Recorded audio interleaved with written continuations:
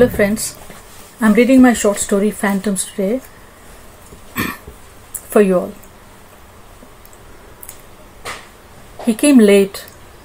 It must have been past midnight. Rati didn't ask any questions. She opened the door and let him come in. Without a word he went past her and entered the bedroom. She locked the front door and went to her study. By now he must have had his dinner somewhere, wherever he is coming from, she thought.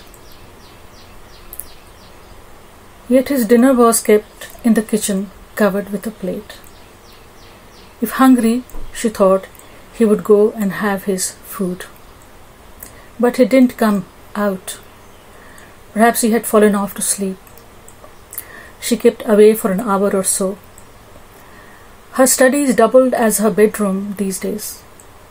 It suits everyone in the house. The usual skirmishes that used to happen during the bedtime inside the bedroom have stopped for now. Children also sleep well in their room without much fear or guilt. Once Rati's elder daughter whispered in her ears, "Ma, I feel you enter into a battleground every night in the bedroom. I'm aware I am always afraid whether you would come out intact. Why don't you leave him?" Rati said nothing. She looked into the eyes of her daughter, who would grow up to face not so different a situation. Or maybe she would decide faster in her own life. The present generation is restless, no lingering for them.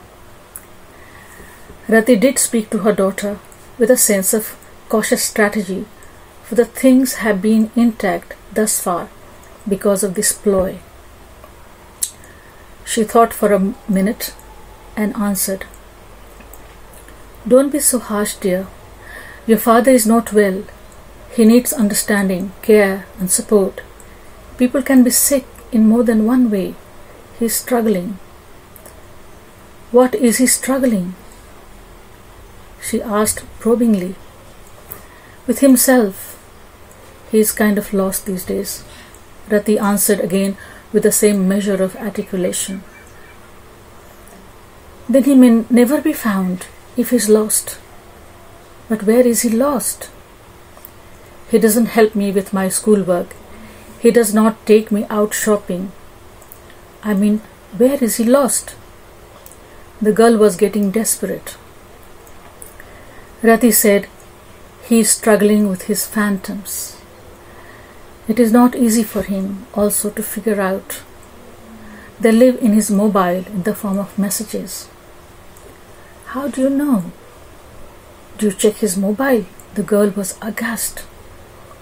"No, he told me one day about 2 of them.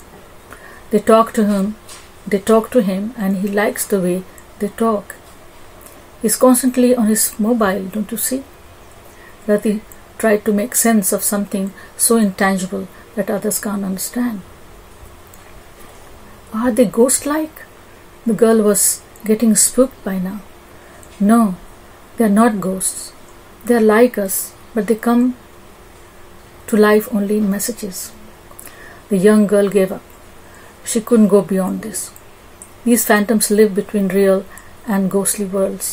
They live in other people's marriages and also their own.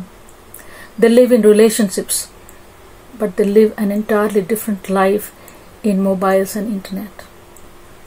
They think they can find their truth here, in this anonymous space, illegitimate and secure in a suspended state. Rati went to sleep. She thought of her children sleeping in the other room. She went and checked. They were fast asleep. So she switched off the lights of the house. She could see the light of his room still on, though.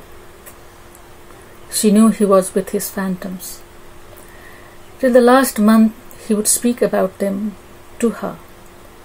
Now there is a tough silence. They talk only to each other now. Rati is an intruder. She has seen them, though. She notices them when they come on his face in the form of expressions entirely new and mysterious. Sometimes his face just glows, other times it is pale dull. She knows the thread is about to snap. Let him take his own time, she concludes every time she reviews the situation. She switched off the light of her study and kept sitting on her bed for a few minutes. She whispered to herself, "Wandering sleep, come now to me, quickly. Pain is immense, and my heart is only flesh and blood, much in need of repair. What will happen to children?" she thought, perhaps the last thought before she drifted into slumber.